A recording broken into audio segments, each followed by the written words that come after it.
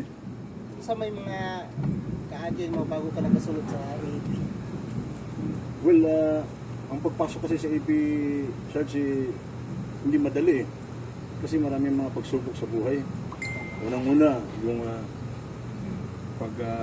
ano mo ng entrance examinations. Kasi dati sa amin, ano pa eh, EFP GCT. Ngayon, APSAT na ngayon. Pero dati, EFP GCT. So, nung time namin, ang qualifications din is 2 years in college ka. 2 years in college. So, dapat meron ka rin, aside from 2 years in college, na kaya mga vocational courses. Vocational courses na makuha. Oo.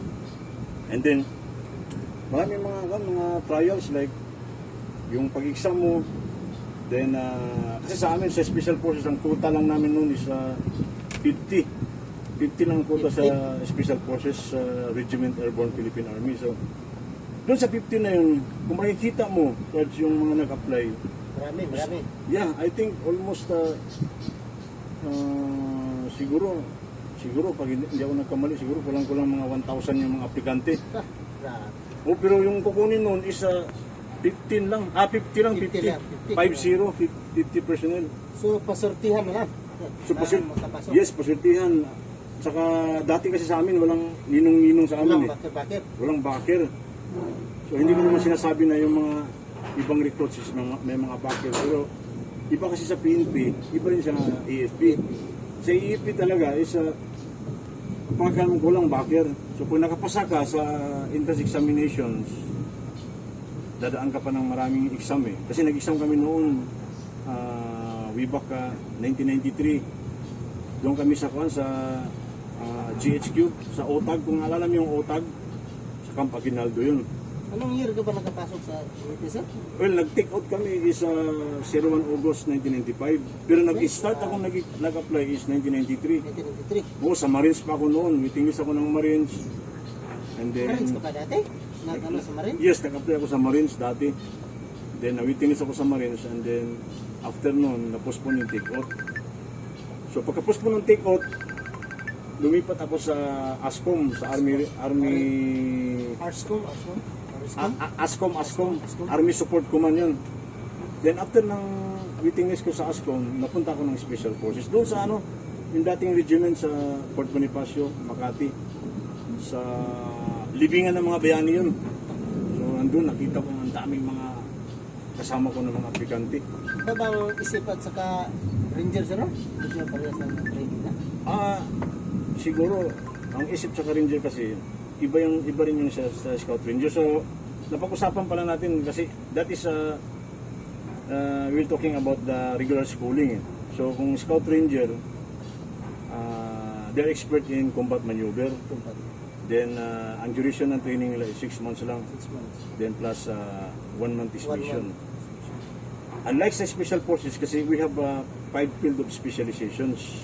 And what are those 5 specializations? One is communication specialist, demolition specialist, weapon specialist, medic specialist, and the last one is operation and intelligence specialist.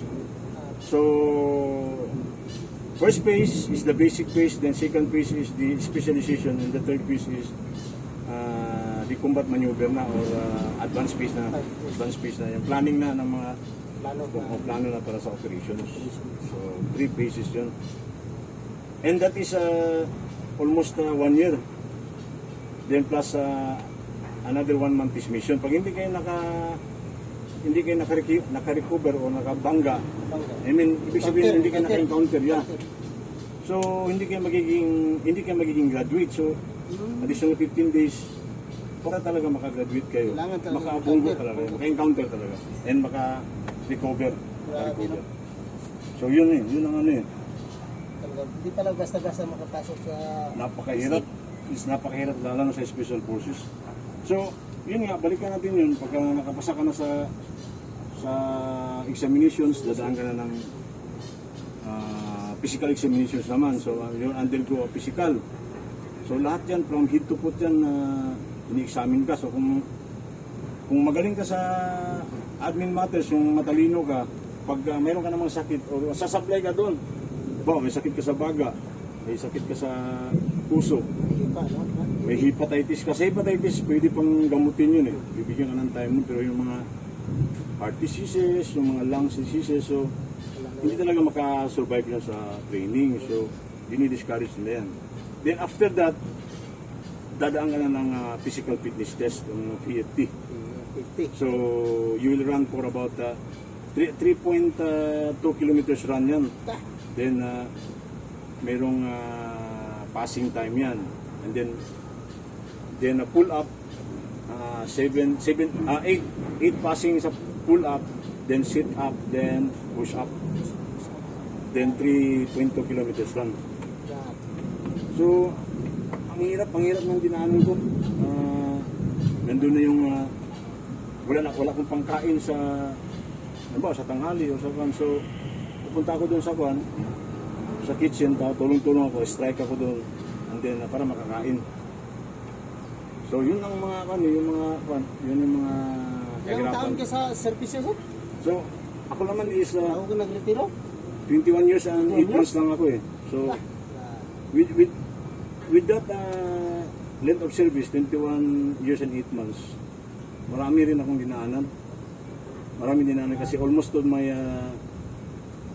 military career is I think 70% sa Muslim area eh. Sa Hulo, Basilan, then Tawi-Tawi, and then sa Maguindanao. So 30% yung dito lang sa may sa Metro Manila, sa Luzon, saka sa Mindanao, sa infested area naman. Nag-schooling ka ba sir? Yung mga no? Yes, marami rin din ako schooling. So nag-schooling ako ng Special Forces Course Class 94-97. So, shout out sa mga Class 94-97 dyan na spoke graduate. Then, schooling din ako ng Basic Airborne Course. Yeah. Class 90-2002. Then, nag-schooling din ako ng Papasi. Class 26-10. And then, ano pa ba? Balikatan exercise. And then, yung air assault, yan, mga ganun. Then, advanced marksmanship training, cadre trainers training, ganyan. So, marami naging tayo na schooling. Kaya, Ang lang nadaanan na? yes, sir. So, marami na akong nadadaanan na kan. So, maraming pero, I have no regrets with my retirement kasi kahit sa awa ng Panginoon, marami na akong nagdarasal pag may lakad.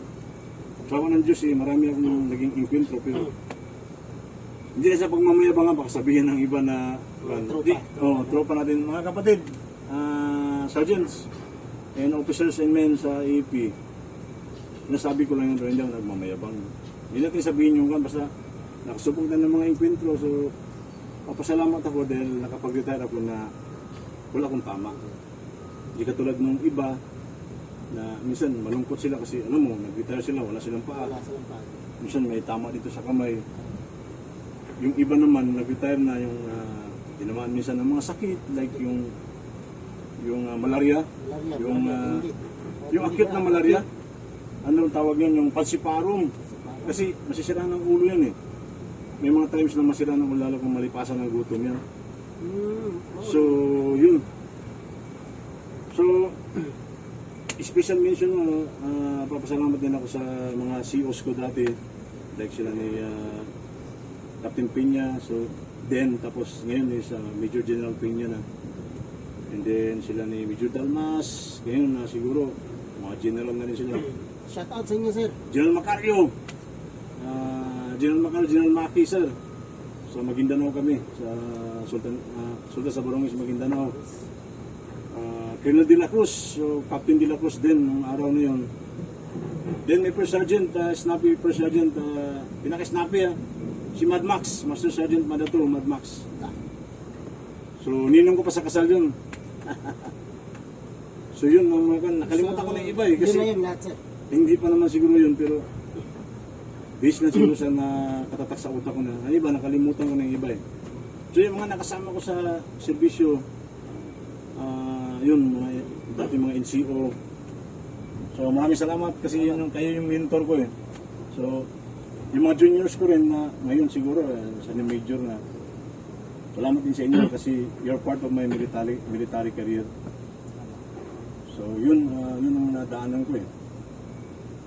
So kung sa ating magkwentuhan pa uli, sa susunod na kwentuhan natin siguro, yun ang sinasabi ko kanina na pag-usapan natin yung paano ko naging Bobby Jones dun sa military. Yan mga lods, sa part 3, abangan nyo yung Bobby Jones, kung paano naging Bobby Jones, sir. Yes. So guys, maraming salamat and shout out sa mga military, men and women of the Armed Forces of the Philippines. Without you guys, hindi maging mananatili na ang kapayapaan natin. So maraming salamat din sa servisyo nyo. Sa mga retired military personnel na katulad ko, yun, nasubukan na ang galing natin. So hindi pa naman tapos ang ano natin eh. So magservisyo pa rin tayo sa bayan. Katulad ko, Yes, sir. naging incorporate ako ng reservice ngayon. So ang unit ko sa reservice is 10th RCDG Ariscom Philippine Army doon sa Port ID Camp Ipamista, Cagayan de Oro City. So maraming salamat and God bless. God bless. Thank you. Thank you, sir. Thank you, sir. Thank you.